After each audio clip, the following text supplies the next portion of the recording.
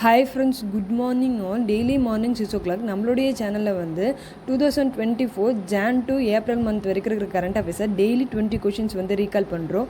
Okay, இன்னையோட current அஃபேர்ஸ்க்கு நம்ம போயிடலாம். பிரான்ஸ் நாட்டினுடைய புதிய பிரதமர் யாருன்னு பார்த்தீங்கன்னா கேப்ரியல் அட்டல். இவர் தான் பிரான்ஸ் நாட்டினுடைய புதிய பிரதமராக தேர்ந்தெடுக்கப்பட்டிருக்காரு.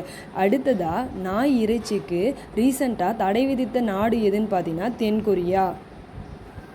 சர்வதேச வர்த்தக கண்காட்சி 2024 குஜராத்தில் காந்தி நகரில் வந்து நடந்தது.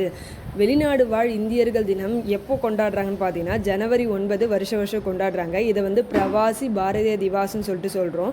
2022 இந்த பிரவாசி பாரதிய திவாஸ் வந்து கொண்டாடுறாங்க. 2024 ஆண்டிற்கான பிரவாசி பாரதிய திவாஸ் வந்து எங்கே நடந்ததுன்னு பார்த்தீங்கன்னா சென்னை நந்தம்பாக்கத்தில் இருக்க ட்ரேட் சென்டரில் வந்து நடந்திருக்கும். இதனுடைய கருப்பொருள் என்னன்னு பார்த்தீங்கன்னா தமிழ் வெல்லும். அடுத்ததாக லட்சத்தீவில் சுற்றுலா தலங்களை உருவாக்கி வரும் நிறுவனம் எதுன்னு பார்த்தீங்கன்னா குஜராத்தை சேர்ந்த பிரவேக் அப்படின்ற நிறுவனம் தான் லட்சத்தீவில் சுற்றுலா தலங்களை வந்து உருவாக்கிட்டு இருக்கு. அடுத்ததாக உலகமெங்கும் வாழும் இந்தியர்களை, அதாவது குறிப்பாக வந்து தமிழக அரசு பள்ளி மாணவர்களை வந்து ஒருங்கிணைத்து அவங்க வந்து சின்ன வயசில் படித்த முன்னாள் ஸ்கூலோடைய டெவலப்மெண்ட்டை பண்ணுறதுக்காக கொண்டு வரப்பட்ட திட்டம் வந்து என்னன்னு பார்த்தீங்கன்னா விழுதுகள் திட்டம். அடுத்ததாக இந்தியா அடுத்த ஒரு 10 ஆண்டுகளில் 10,000 மெகாவாட் மின் உற்பத்தியை வந்து யார்கிட்ட இருந்து வாங்க போகுதுன்னு பார்த்தீங்கன்னா மின்சாரத்தை நேபாளம் நாட்டுக்கிட்ட தான் வந்து வாங்க போகிறாங்க. அதுக்கான ஒப்பந்தத்தை போட்டிருக்காங்க. அடுத்ததாக இந்திய தலைமை தேர்தல் ஆணையர் யாருன்னு பார்த்தீங்கன்னா ராஜீவ் குமார். அடுத்ததாக இந்தியா தென்னாப்பிரிக்கா இடையிலான டெஸ்ட் போட்டியில் வெற்றி பெற்ற அணி வந்து இந்தியா. இதை வந்து மிக குறுகிய டெஸ்ட் தொடர்ன்னு சொல்கிறோம். ஏன் அப்படின்னா இது வந்து 2 நாட்களுக்குள்ளேயே வந்து கம்ப்ளீட் ஆகிடுச்சு. அடுத்ததாக மத்திய அரசு ரீசண்டாக விவசாயிகள் வந்து துவரம்பருப்புலாம் வந்து விளைவிக்கும் போது அதை நேரடியாக வந்து அரசே கொள்முதல் செய்கிறதுக்காக ஒரு வெப்சைட்டை தொடங்கியிருக்காங்க. இது எந்தெந்த டிபார்ட்மெண்ட்டோடு வந்து ஜாயின் ஆகிருக்குன்னு பார்த்தீங்கன்னா தேசிய வேளாண் கூட்டுறவு சந்தைப்படுத்துதல் கூட்டமைப்பு லிமிடெட் மற்றும் இந்திய தேசிய நுகர்வோர் கூட்டமைப்பு. இது ரெண்டுமே சேர்ந்து தான் வந்து விவசாயிங்கிட்ட இருந்து துவரம்பருப்பு வந்து நேரடி கொள்முதல் செய்ய போகிறாங்க. அடுத்ததாக ரீசண்டாக ஒடிசாவினுடைய 7 பொருட்களுக்கு மத்திய அரசு என்ன பண்ணியிருக்குன்னு பார்த்தீங்கன்னா புவிசார் குறியீடு வந்து கொடுத்துருக்காங்க. என்னென்ன பொருட்கள்னு சொல்லிட்டு இப்போ பார்க்கலாம். ஃபஸ்ட்டு வந்து லாஞ்சியா சௌரா பெயிண்டிங். இது வந்து லாஞ்சியா சௌரா பழங்குடியினுடைய ஒரு கலை வடிவம். அடுத்ததாக டோங்கிரியா கோந்த் எம்ப்ராய்டரி சால்வை. இது டோங்கிரியா அப்படின்னு சொல்லிட்டு சொல்கிற ஒரு பழங்குடியினால் தயாரிக்கப்படுற சால்வை. அடுத்ததாக கஜிலிகுடா பனை வெல்லம். இந்த பனை வெல்லம் வந்து ஒரு பேரிச்சம்பழத்தில் வந்து தயாரிக்கிறாங்க. எந்த மாவட்டம் பார்த்தா கஜபதின்ற மாவட்டத்தில் வந்து மேனுஃபேக்சரிங் பண்ணுறாங்க. அடுத்ததாக தேன்கடல் மாஜின்றது ஒரு ஸ்வீட்டு. இது தேன்கடல் மாவட்டத்தினுடைய ஒரு ஸ்பெஷலான ஒரு இனிப்பு பலகாரம். அடுத்ததாக சிமிலிப்பால் காய் சட்னின்றது மயூர்பஞ்ச் மாவட்டத்தில் இருக்க பழங்குடியினர்கள் சாப்பிட்ற ஒரு ஃபேமஸான சட்னி. இதில் வந்து புரோட்டீன், கால்சியம் சொல்லிட்டு இம்யூனிட்டியை பூஸ்ட் பண்ணுற மாதிரியான சத்துக்கள் இருக்காமா. அடுத்ததாக நாயக்கர் கண்டேன் உண்டி கத்திரிக்காய். இது வந்து நாயக்கர் மாவட்டத்தில் 1 நூற்றாண்டுக்கு மேலே இந்த கத்திரிக்காய் வந்து பயிரிடுறாங்க. அடுத்ததாக கோராஃபுட் கால்ஜீரா அரிசி. இது வந்து கோராபுட் மாவட்டத்தில் இருக்கிற பழங்குடியினால் உற்பத்தி செய்கிற ஒரு ரைஸு. இதில் வந்து மெடிக்கல் பெனிஃபிட் வந்து அதிகமாக இருக்குது. இதோடு சேர்த்து மொத்தமாக ஒடிசா மாநிலத்தில் 25 பொருட்களுக்கு வந்து என்ன பண்ணியிருக்காங்க புவிசார் குறியீடு கொடுத்துருக்காங்க. ஓகே, நெக்ஸ்ட்டு பார்க்கலாம்.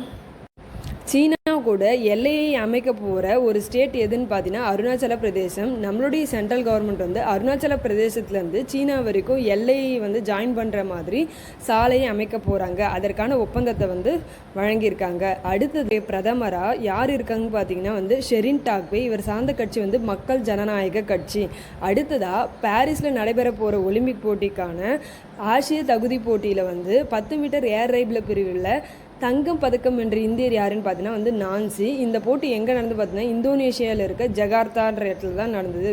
அடுத்ததாக இந்திய கடற்படைக்காக ஆள் இல்லாத உளவு விமானத்தை தயாரித்த நிறுவனம் வந்து எதுனா அதானி நிறுவனம்.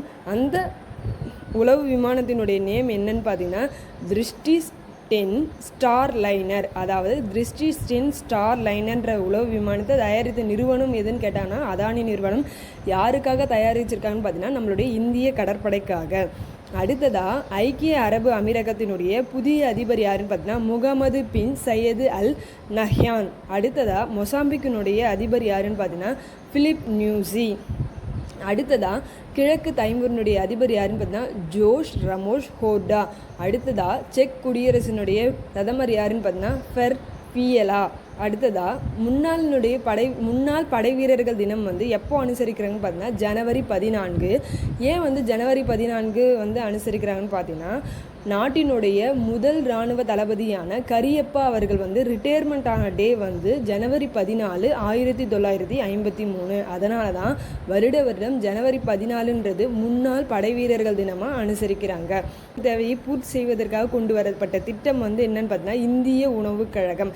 இது வந்து பிரதமர் லால் பகதூர் சாஸ்திரி அரசு வந்து உருவாக்கியது. எஃப்சிஐ வந்து என்ன பண்ணணும் அப்படின்னு சொல்லிட்டு பார்த்தீங்கன்னா விவசாயிங்கிட்ட இருந்து விளைபொருட்களை வந்து கொள்முதல் செஞ்சு அதை நேரடியாக வந்து பப்ளிக்கு வந்து கொடுக்கும். ஓகே, நெக்ஸ்ட்டு என்னன்னு பார்த்தா வானிலிருந்தே வந்து டார்கெட் பண்ணி அதனுடைய காட்சியலையும் தாண்டி அந்த வானிலக்கை தாக்குற ஒரு ஏவுகணை வந்து நம்மளுடைய டிஆர்டிஓ வந்து வடிவமைச்சிருக்காங்க. அந்த ஏவுகணை பேர் வந்து என்னென்னு பார்த்தோன்னா வந்து அஸ்ரா. இதை டிஆர்டிஓவும் பிடிஎல் அப்படின்ற நிறுவனமும் இணைந்து நம்மளுடைய உள்நாட்டிலேயே தயாரிச்சிருக்காங்க. இது என்ன பண்ணுன்னு பார்த்தீங்கன்னா 100 கிலோமீட்டருக்கும் அதிகமாக இருக்கிற இலக்கை வந்து வானிலேருந்தே வந்து டார்கெட் வச்சு, அதாவது வானத்துலேருந்தே பூமிக்கு வராமல் வானத்துலேருந்தே டார்கெட் வச்சு 100 கிலோமீட்டருக்கு மேலே இருக்கிற அந்த இலக்கை வந்து தாக்குமாமா. நாட்டில் பிறந்து வெளிநாட்டில் வாழற அயலகர்களுக்காக தொடங்கப்பட்ட திட்டம் தான் எனது கிராமம் திட்டம். இந்த திட்டம் எதுக்காகன்னு சொல்லிட்டு பார்த்தீங்கன்னா நம்மளுடைய கிராமங்களை வந்து டெவலப்மெண்ட் பண்ணுறதுக்காக நம்மளால் முடிஞ்ச உதவிகளையும் வந்து நம்ம செய்கிறதுக்கான திட்டம் தான் என்னதுன்னா எனது. ஃப்ரெண்ட்ஸ்